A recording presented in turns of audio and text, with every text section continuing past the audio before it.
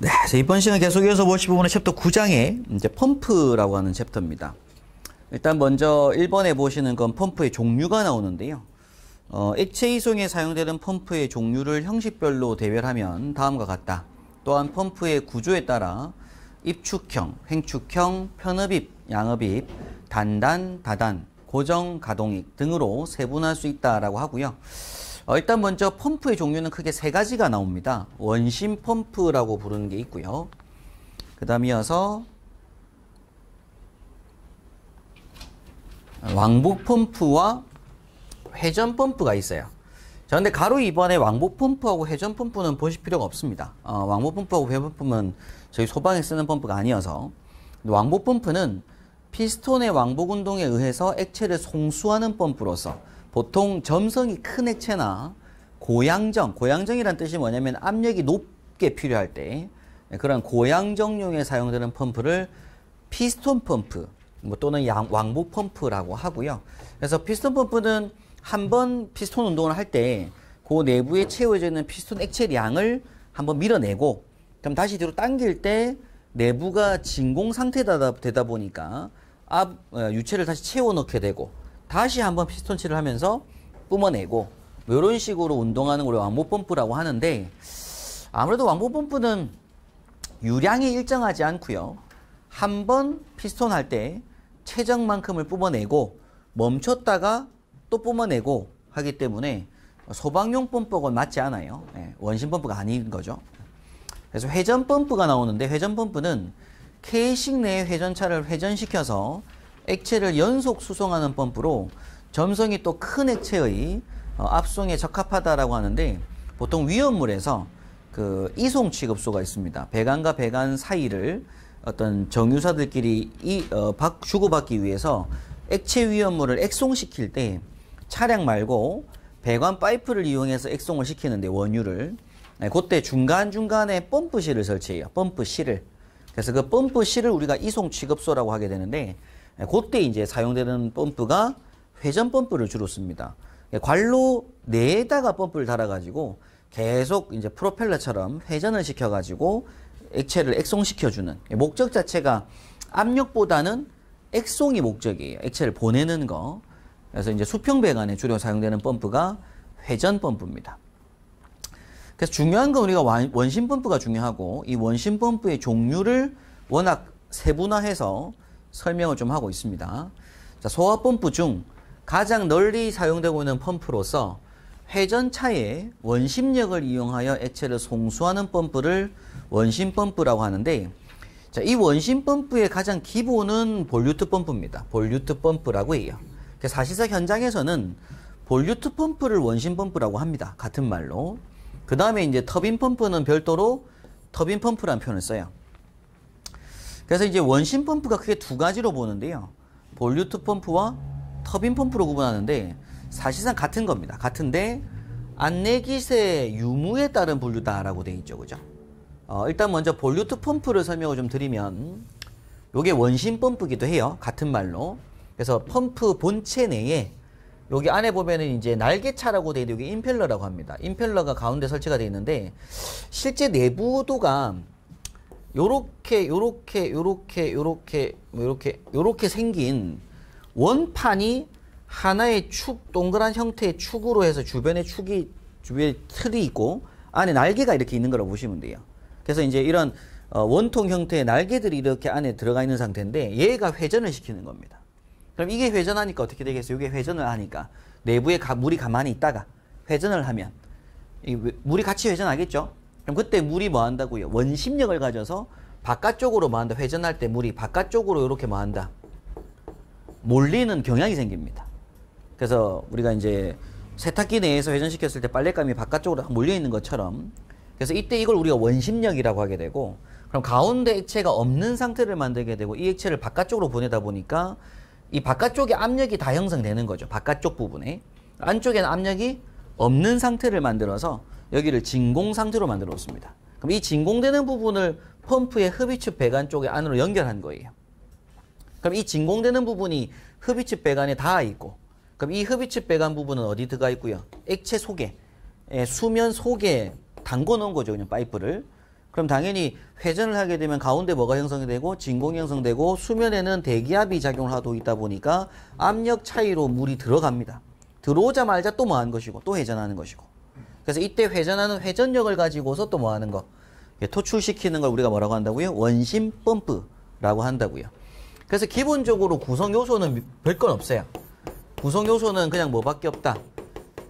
케이싱이라고 부르는 거. 케이싱. 케이싱이 본체거든요. 본체. 본체를 케이싱이라고 해요. 그 안에 뭐가 있고요? 임펠러가 있는 거고.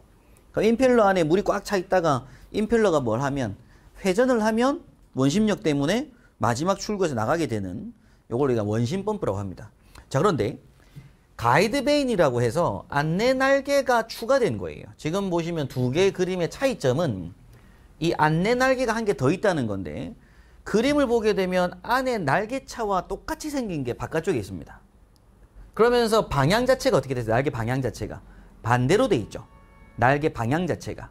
그래서 안에 회전차는 이렇게 돼 있는데 바깥쪽에 고정된 틀이 이렇게 돼 있더라 이거예요.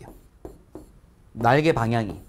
그래서 얘는 뭐 하는 날개고요? 회전하는 날개고 요거는 고정된 날개입니다. 고정된 날개. 그래서 그냥 요거 없이 그냥 주변으로 이러한 철판이 이렇게 휘어져 있는 것들이 고정으로 이렇게 박혀져 있다고 보시면 돼요.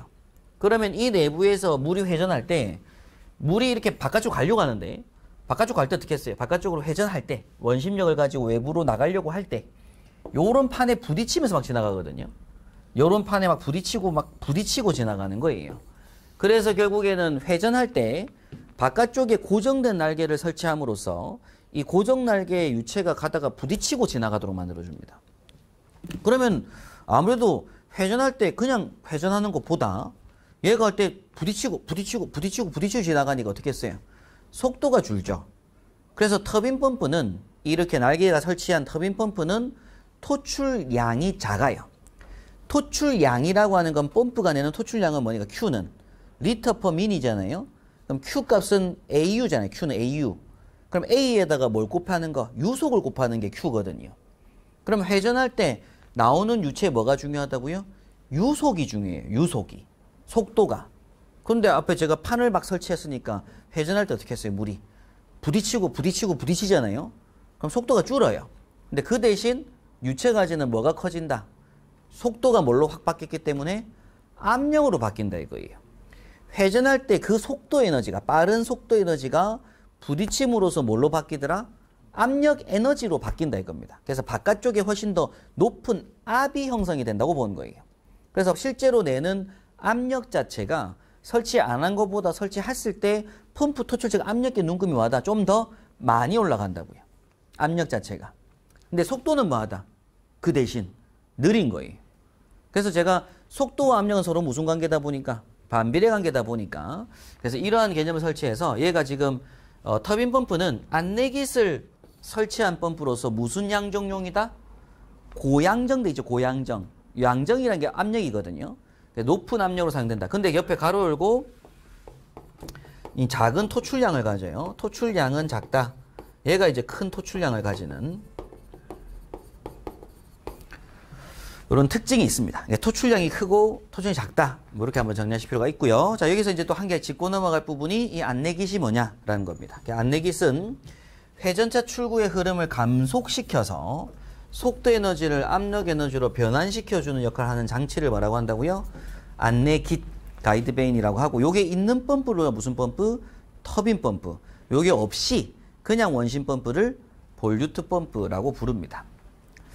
자, 계속해서 그럼 이번에 흡입 구에 따른 분류도 있는데요. 자, 펌프를 구분할 때 단흡입 펌프와 양흡입 펌프로 구분합니다. 단흡입이라는 얘기는 뭐냐면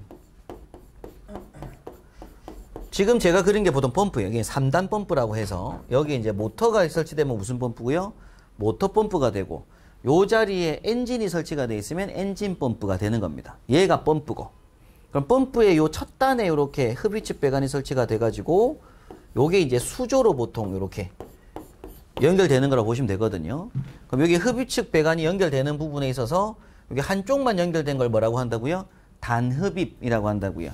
근데 회전할 때 양쪽 여기서 이렇게 또 관을 연결한 데가 있어요. 흡입측 부분에. 첫 단에다가. 요걸 우리가 무슨 펌프라고 한다고요? 양흡입 펌프라고 한다고요. 어차피 우리가 회전시켜서 가운데 뭐 만드는 거니까 진공 만드는 거 똑같잖아요. 그럼 단흡입했을 때보다 양흡입했을 때 들어가는 요 유량이 아무래도 유량이 많다라는 표현은 좀 그렇습니다. 그러니까 결국 중요한 거는 회전 속도가 중요하고 토출되는 양이 중요하거든요. 토출 양만큼을 뭐 할 거니까 끌어당길 거니까. 근데 단흡입보다 양흡입이 좋은 점은 뭐냐면 하나의 배관으로 들어오는 걸 분산을 시키잖아요. 두 개 배관으로. 그럼 아무래도 각각에 들어온 유량이 작아지는 거예요. 예를 들어 하나의 배관이었으면 이 배관으로 1000리터 퍼 미니 들어왔던 건데 양흡입하니까 500, 500이 들어올 거라고요. 토출되는 게 1000짜리라고 하면. 그럼 이때 하나의 배관으로 1000이 들어오던 걸 500, 500으로 들어오니까 아무래도 각 배관에서의 마찰 손실이 줄어드는 겁니다. 그런 개념의 특징 점이 있어서 단흡입이 있고 또 뭐가 있다? 양흡입이 있더라. 요런 펌프가 있더란 얘기고, 그 다음 이어서 이제 축의 방향에 따른 분류라고 해서 횡축 펌프와 입축 펌프로 분류를 합니다. 횡축 펌프, 입축 펌프. 좀 전에 보셨던 요 그림을 우리가 뭐라고 하냐면 횡축 펌프라고 불러요. 횡축. 그 다음에 입축 펌프를 뭐 일명 부스터 펌프라고 부르는데, 모터가 펌프실에 가보면 펌프실 바닥에 모터만 이렇게 튀어나와 있어요. 모터만. 펌프실 가보면 모터가 바닥에 딱 튀어나와 있고 축이 바닥 안쪽으로 들어가 있어요. 그리고 그 옆으로 이렇게 뭐가 튀어나와 있다, 이렇게 배관이 지나고 있거든요. 그럼 이건 우리가 딛고 있는 요 펌프 지면 아래쪽 밑에 이렇게 뭐가 있다, 수조가 있어요. 그래서 이게 배관이 밑으로 쭉 들어가서 요 안으로 해서 물 속에 펌프가 이렇게 뭐 한 상태로 세워져 가지고 담겨 있는 상태입니다.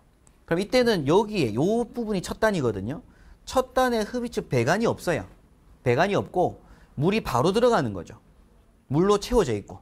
그럼 여기서 말단 요 부분에 토출축 배관이 설치가 돼 가지고 요렇게 배관이 연결된 겁니다.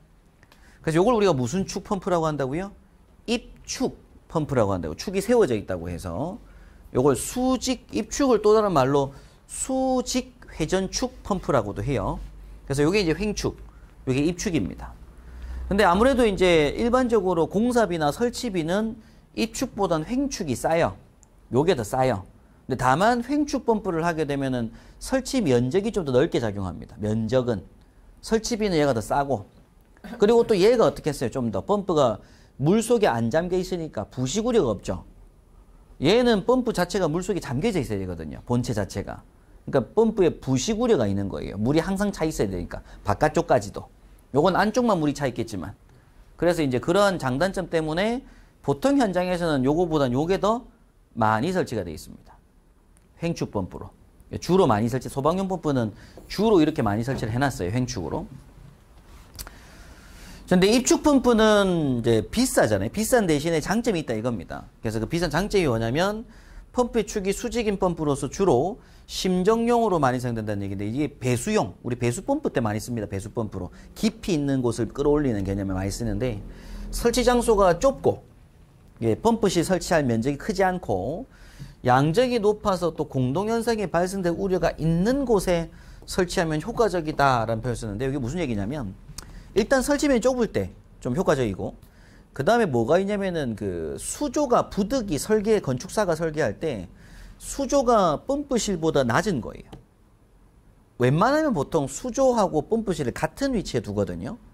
펌프실에다가 지면에다가 수조를 설치하고 수조 옆에다가 바로 펌프를 설치해가지고 흡입지 키를 짧게 설계하면서 수조에 물이 바로 들어가도록 만들어주는 게 일반 설계입니다. 근데 만약 펌프실에 수조를 놓을 자리가 없었다.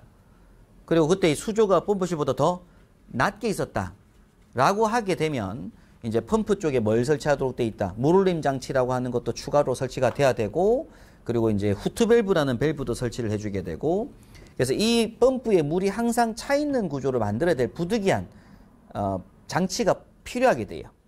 그런데 입축 펌프를 하게 되면 수조 물 속에다 펌프를 뭐 하는 거니까 아예 담그고 있다 보니까 절대 펌프 내에 물이 없을 경우는 없다 이거죠. 그래서 항상 물이 차 있는 상태니까 물올림 장치 같은 어떤 추가 부수 장치 같은 건 필요가 없다, 이런 얘기를 하게 됩니다. 자, 일단은 공동현상이 제일 중요한데 좀 이따가 설명드리도록 하고요. 그래서 그런 우려가 있는 곳에 설치하면 효과적이다, 이런 얘기를 합니다. 그래서 횡축과 입축의 장단점을 비교하는 부분인데, 또 횡축은 보수 및 점검이 쉽다, 눈에 보이니까. 그 다음에 주요 부분이 수면 상에 있으니까 부식 우려가 적다. 가격이 설치비가 저렴한 장점이 있고요. 근데 단점으로는 설치 면적이 크고 또 이제 캐비테이션 발생 우려가 있다라고 돼 있는데 요게 이제 아까 말씀드렸던 수조가 펌프다 아래쪽에 있으면 흡입 측의 마찰이 크다 보면 펌핑을 했을 때 수면에서 대개 밀어주지만 가는 동안 낙차가 너무 크면 또는 흡입 측의 마찰이 크면 물이 제대로 펌프로 못 들어가는 현상이 발생할 수 있다 이거예요. 그걸 캐비테이션이라고 하는데 좀 이따 설명드리도록 하고 우려가 있고 기동 시에 프라이밍이 반드시 필요하다는데 프라이밍이라고 하는 게 뭐냐면 펌프 내에 물을 채워놓는 과정. 항상 물을 채워두고 있어야 된다라는 거죠. 물이 만약 없는 상태면 뭐가 될 수 있다. 회전을 하더라도 제대로 원심력이 작용 안 하니까 물을 흡입을 못하는 경우가 생길 수가 있다. 그래서 반드시 펌프 내에 물이 꽉 차 있어야 된다. 그래서 이것 때문에 추가로 부수장치로 물울림 장치 같은 장치가 필요할 때가 있다는 얘기입니다. 요건 필요할 때가 있다. 그리고 대구경 펌프는 부적합하다는 얘기를 하고요. 입축 펌프는 설치 면적이 작고 수중에 있어서 캐비테이션 발생 우려가 없고 프라이밍이 필요 없다. 즉 물속에 있으니까. 근데 단점으로는 보수환경 어렵고 수중에 있으므로 부식 우려가 있고 비싸다. 그래서 웬만하면 이걸 잘 안 써요. 이걸 거의 주로 쓰는 것이고. 그냥 캐비테이션 발생 우려가 있어서 물울림 장치를 설치한다 하더라도 그 비용이 얼마 안 되거든요. 그러니까 이게 더 낫다. 이렇게 보는 거죠. 그 다음에 단수에 따른 분류로서 단단 펌프. 이 단단 펌프가 1단 펌프입니다. 다단 펌프가 좀 전에 그렸던 것처럼 이제 요런 식으로 설치되는 거. 이게 1단, 2단, 3단으로 안에 임펠러가 3개 있으면 3단. 임펠러가 안에 1개 들어가 있으면 1단. 이렇게 보는 거고요. 이게 모터가 설치되면 모터 펌프겠죠? 그럼 여기 이제 3단짜리가 다단 펌프라고 부릅니다. 4단, 5단, 뭐 이런 것들. 그러니까 주로 고양정용으로 사용된다고 하는데, 당연히 1단 펌프보다는 2단이 비쌀 거잖아요. 2단보다 3단이 비싸고. 비싸면 비싼 값을 해야 되겠죠. 비싼 값을 하는 개념이 뭐냐면, 훨씬 더 뭐가 된다? 고양정이다. 압력을 더 높일 수가 있다. 라는 얘기입니다. 자, 원심 펌프의 특징 한번 읽고 넘어가겠습니다. 구조 간단하고, 운전성능이 우수하고, 가격이 저렴하고. 근데 이제 단점으로는 이 본체에 물을 채워야 되는 단점이 있을 수 있다. 그리고 효율이 좋고, 맥동이 적게 발생한다 되는데, 이 맥동 현상은 좀 이따 한번 설명드리겠지만, 이 맥동이라고 하는 게 서징 현상이라고 해서, 물이 쿨럭 나오는 현상을 맥동 현상이라고 해요. 나왔다 마시다 하는 거. 맥동 현상의 주는 당연히 이제 왕복 펌프, 피스톤 펌프에서 주로 발생하는 현상이고, 원심 펌프는 이런 게 거의 없습니다. 맥동 현상은. 설계상 펌프의 양정 및 토출량은 넓은 범위로 제작 가능하다라고 하고 있습니다. 그러니까 밑에 요거는 이제 원심 펌프의 성능 곡선이라고 하는데, 요건 이제 나중에 그 기계 구조 공부하실 때 펌프의 성능에 대해서 기술하시오가 있어요. 옥내 소화전이든 스프링클러든 수계 소화설비 공부를 해보면 소방용 펌프의 성능을 법에서 기술하는 게 있습니다. 그게 이제 뭐 체절 운전 시 전격 토출압력의 140%를 초과하지 아니하여야 하고, 뭐 전격 토출량의 150% 운전 시 토출압력은 뭐 전격 토출압력 65% 이상이 된다. 뭐 이렇게 법으로 정해놓은 기준이 있거든요. 그런 기준을 만족하는지를 성능 테스트를 해요. 성능 시험. 그럼 그때 이제 이런 곡선이 그려지는 게 원심 펌프인데, 이 펌프 성능 시험 곡선은 최대한 뭐 해야 되면 완만해야 됩니다. 완만한 커브를 그리는 게 좋은 펌프예요. 그래서 완만한 커브를 그리려면은 임펠러가 넓고 또 베인이 많고, 아까 임펠러가 많고 베인의 각도가 작을 때라고 돼 있는데, 이 가이드 베인, 아까 가이드 베인 같은 경우에 유체가 지나가는 게 막아주는 이런 것들인데, 그게 각도가 작게 돼 있으면 부딪히는 게 이제 각도가 크면 90도 꺾여 있으면 부딪히 클 것이고, 이게 완만하게 설치해 놓으면 좀 더 이제 아무래도 각도가 작을 때 완만한 커브를 그릴 거다 그런 얘기고, 반대로는 이제 급격한 커브를 그린다 그런 얘기를 한 거죠. 이게 좋은 게 아니고 이게 좋은 겁니다. 예. 일단 펌프의 종류를 한번 설명을 드린 시간이었는데, 일단 중요한 건 우리 소방용 펌프는 무슨 펌프를 쓴다? 원심 펌프를 쓴다. 그 다음에 원심 펌프는 원심력을 이용하는 거다. 그 다음에 이 원심 펌프가 일단은 먼저 가이드베인의 유무, 안내기술 유무에 따라서 볼류트와 터빈이 있다. 근데 이제 터빈 펌프는 결국 바깥쪽에 고정된 날개를 한 개 더 설치한 거. 그래서 이때 이 고정 날개가 하는 역할이 뭐라고요? 가이드베인 한 역할이 유체가 회전할 때 부딪히게 하는 거예요. 그래서 부딪히게 하니까 속도 수두를 무슨 수두로? 압력 수도로 환산하는, 변환시키는 이런 역할을 하더라. 예, 그게 이제 가이드베인이고요. 그걸 터빈 펌프라고 합니다. 그래서 고양정용이죠.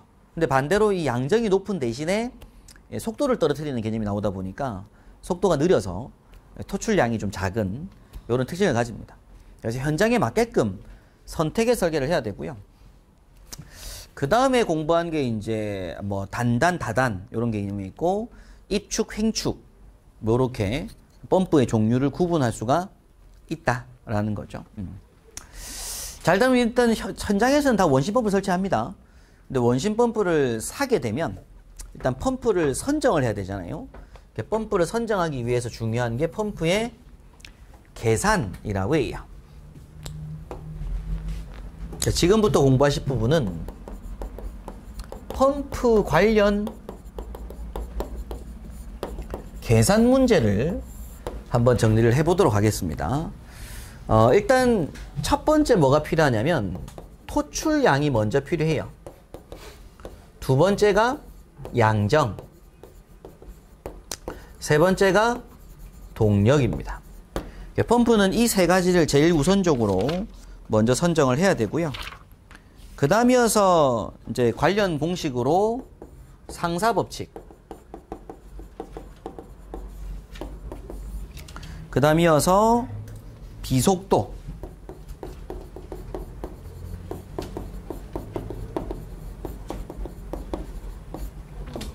그 다음에 또 공부하실 내용이 압축비. 교재에서는 가로 6분으로 되어 있긴 한데 연합운전.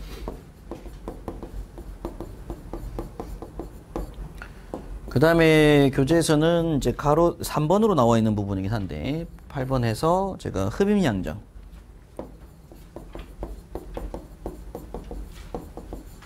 이게 다 펌프 관련된 계산형 문제들입니다. 여기까지 보도록 하죠.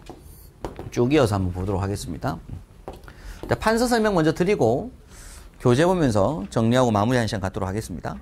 자, 펌프 관련해서 우리가 좀 계산 문제를 준비해야 될 부분들 중에 첫 번째는 토출량이에요. 그러니까 펌프가 사보면, 펌프를 사면요. 제가 지금 이게 예를 들어 3단 펌프를 샀다고 쳐요. 그럼 여기 첫 단에 이제 흡입식 배관이 연결되는 부분이고, 여기에 이제 마지막 토출 배관이 설치가 됩니다. 근데 이때, 여기 이제 모터가 설치됐으면 모터 펌프겠죠? 펌프를 사러 가면은 모터가 설치된 상태로 요 펌프 자체를 사요, 우리가. 요 상태로 주문을 하고요. 근데 요 뒤에 보면 펌프 명판이라는 게 있습니다. 명판. 이 명판에 보게 되면 철판으로 구성돼 가지고 찍어 놨어요. 제조사 밑에 보면 제조사 이름하고 광고 막 전화번호가 있고요. 펌프 제조사. 근데 여기 세 가지가 뭐가 적혀져 있냐면 QHP 이렇게 세 가지가 찍혀져 있습니다. 마크가.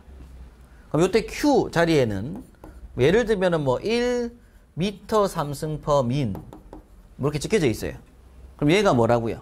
요걸 우리가 전격 토출량이라고 읽어요. 요 Q를 전격 토출량. 그럼 1000L per min짜리죠, 지금. 1m 3 per min이니까. 그럼 요 H 자리에 보면 뭐 예를 들면은 80m라고 찍혀져 있다고요. 그럼 요걸 우리가 뭐라고 읽는 거냐면 전격 토출 양정이라고 해도 되고요. 전격 토출 압력인 거예요. 조값이. 이 펌프의 전격 토출 압력이라고 있습니다. 그러니까 80m니까 킬로그램 포스 제곱센티미터는 8kg 나오겠죠, 그죠? 네, 그런 값이고. 그럼 P가 뭐가 나오냐면 요 자리에 뭐 25kW 이렇게 나오거든가 뭐 30kW 있어요. 그럼 얘가 뭐예요? 요거 두 개 값을 가질 때의 동력이 나와 있습니다. 그럼 이때 이 제품에 뭐가 있을 거니까 효율도 있고 할 거니까 그런 거 고려한 값이 여기 적혀 있어요. 효율 고려한 거. 여기에 동력이 찍혀져 있다고요. 그럼 이게 25kW 말고 또 뭐가 있을 수도 있다. 뭐 마력이 있을 수도 있겠죠, 그죠? 뭐 30마력 이런 값이 있을 수도 있잖아요, 그죠? 예, 그래서 요런 동력이 찍혀져 있더라. 그래서 요게 이제 펌프 명판에 있습니다. 자, 그리고 모터에도 보면요, 모터에도 똑같이 명판이 있어요.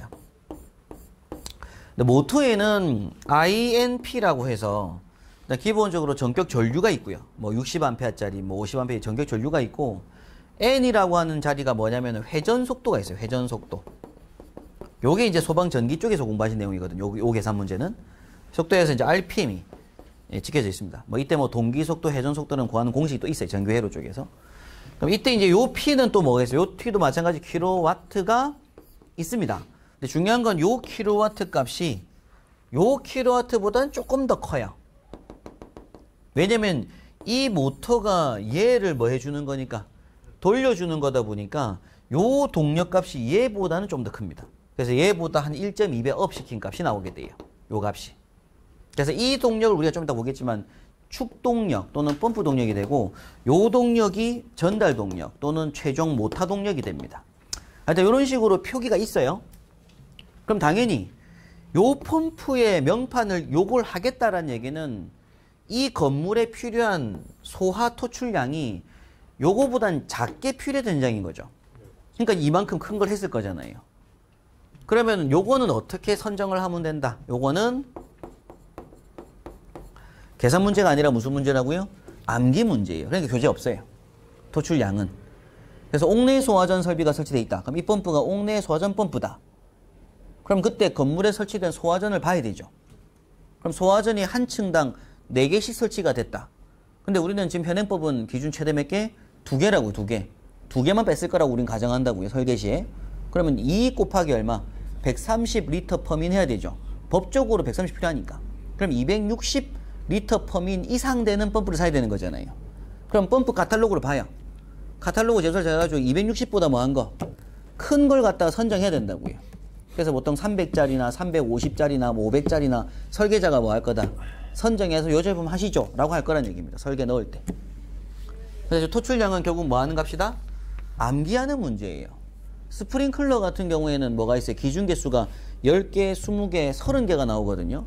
10개 현장이 뭔지, 20개 현장이 뭔지가 암기가 중요한 겁니다. 그래서 일반적으로 11층 이상 건축물이라고 하면 몇 개? 30개. 뭐 용도 상관없이 30개. 아파트 빼고 무조건 30개. 그 다음에 또 지하 역사 같은 경우도 무조건 30개. 특수갈물 공전창고도 30개. 그리고 백화점 같은 판매시설도 30개. 그런 게 있는 거예요. 아파트는 무조건 10개. 그 다음에 또 뭐 일반 근생, 그리고 판매가 없는 복합, 그리고 부착 높이가 8m 이상 이렇게 되면 20개. 8m 미만이면 10개. 뭐 이런 것들이 있습니다. 기준 개수.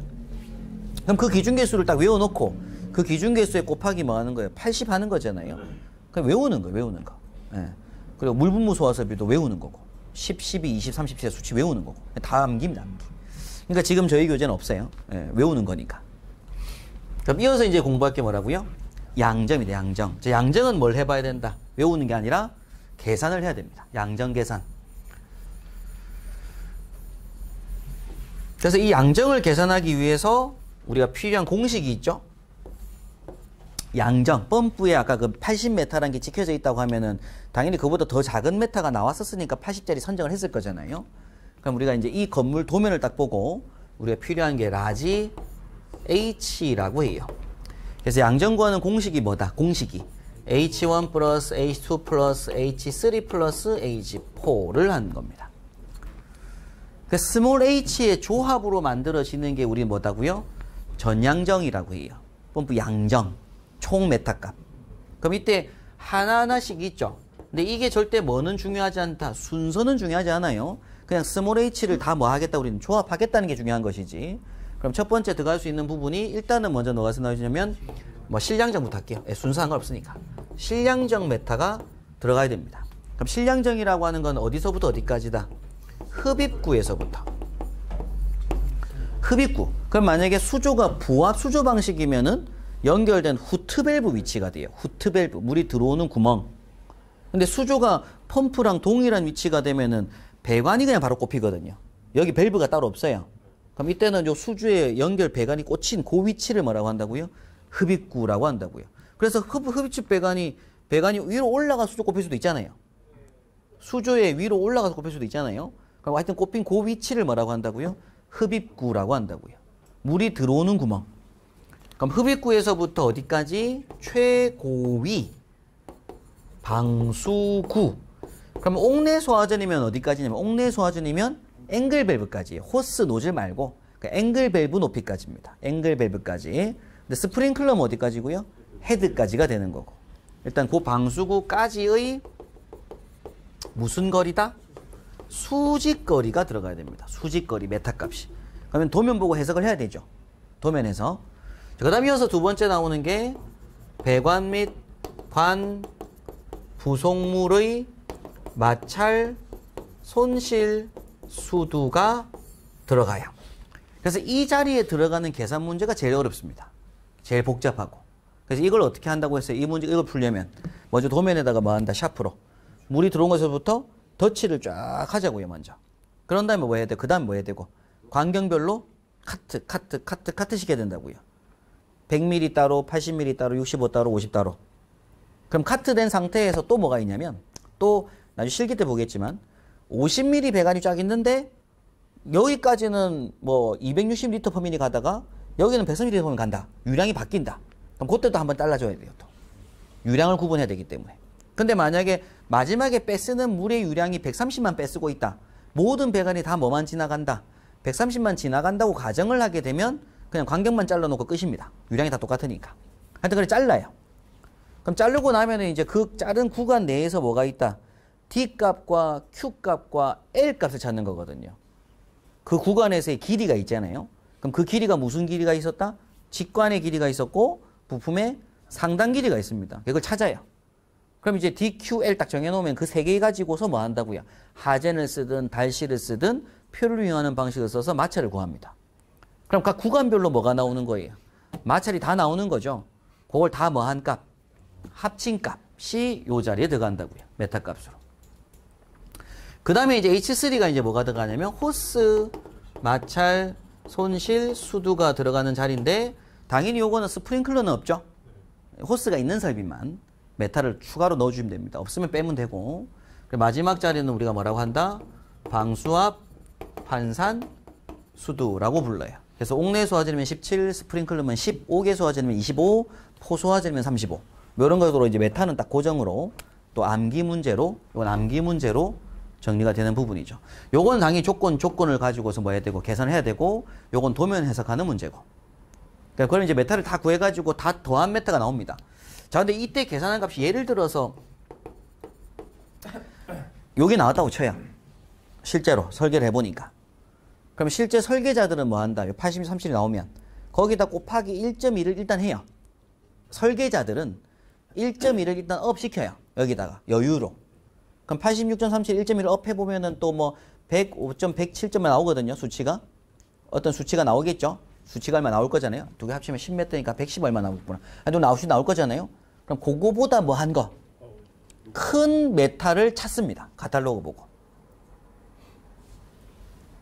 그래서 딱 설치하다 보니까 실제 건물에 딱 필요한 계산값보다는 조금 한 1.34배 정도 큰 메탈 값을 딱 선정해서 펌프를 사놔요.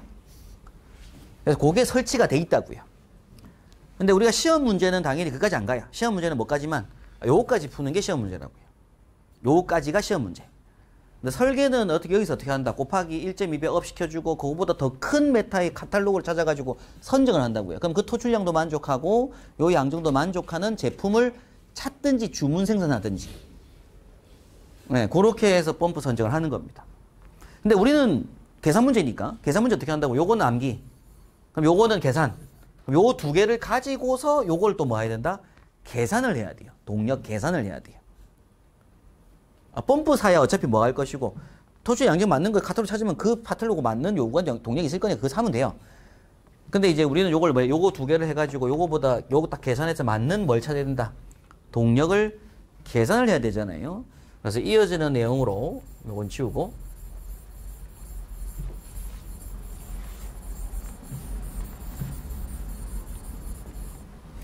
동력이 나옵니다. 동력. 그래서 펌프 관련된 문제 중에서 또 가장 핵심 문제 중에 하나죠. 동력 구하는 문제예요. 펌프의 동력. 자, 근데 일단 먼저 설명 좀 드리고 있는 건 이제 펌프 동력은 총 3가지가 있습니다. 3가지. 뭐가 있냐면 전달 동력이라고 하는 게 있고요.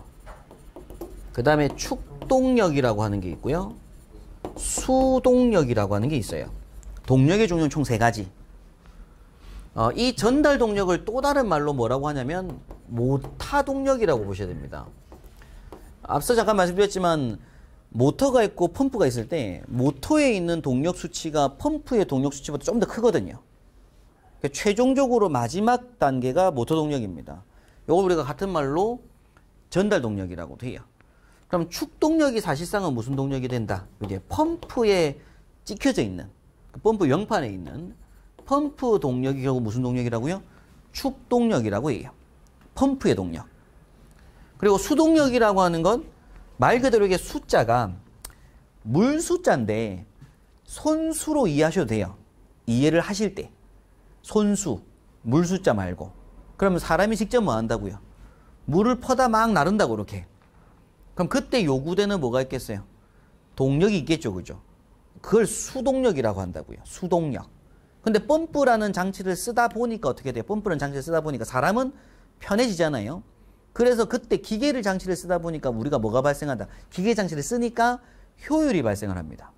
효율이. 효율이 발생하는 건 좋은 거예요, 나쁜 거예요? 효율이 발생하는 건 안 좋은 거예요. 효율이 절대 뭐가 될 수 없으니까. 100%가 될 수 없으니까. 효율이 110%는 도도가 안 되고 효율은 절대 100%가 나올 수가 없습니다. 효율 자체는. 그럼 효율이 90%가 되고 80%가 되는 거예요. 그럼 동력이 뭐가 돼야 된다? 동력이 더 커져야 되는 거예요. 사람이 직접 했을 때 동력보다 더 큰 동력이 필요한 거예요. 기계를 쓰니까. 그래서 에너지를 우리는 뭐 하는 거다? 소비하고 낭비하고 있는 거죠. 효율이 그래서 뭐 하는 게 더 중요하다? 높은 제품이 그나마 동력을 덜 소비한다고요. 그럼 일단은 수동력이라고 하는 얘가 동력이 제일 뭐한 상태? 작은 거예요. 얘가 제일 작은 동력. 순수하게 물이 요구하는 동력이 있다고요. 그냥 계산상.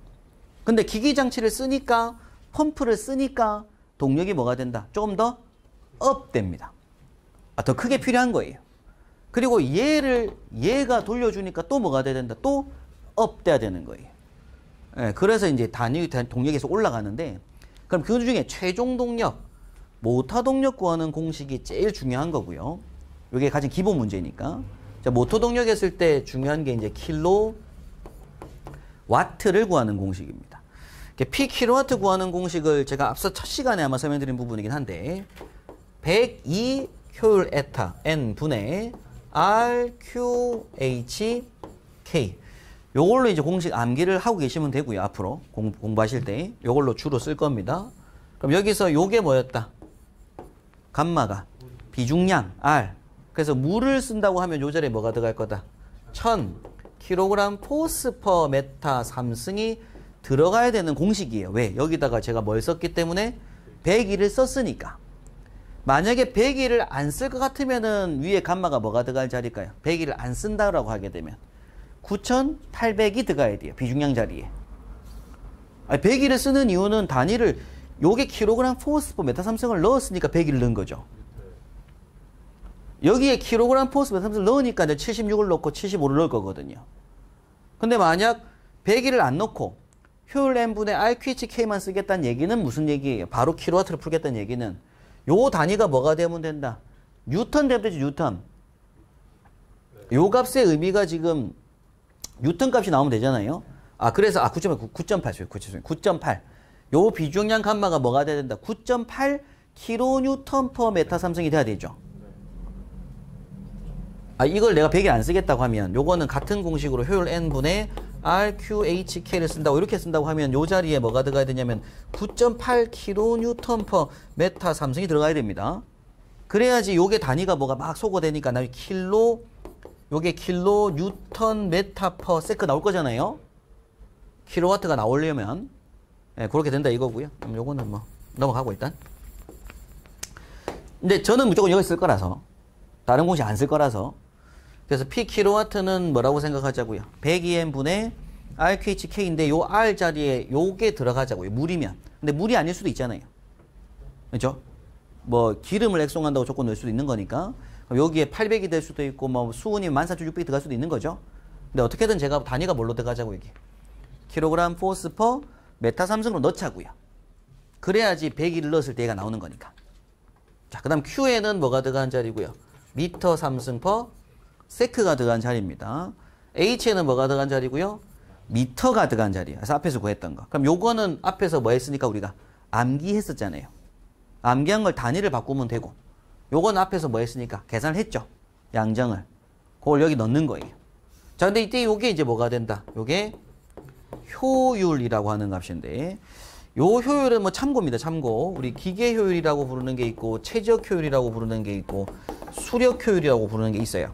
하여튼 요 세 가지 효율이 다 곱해진 게 전 효율이라고 하거든요.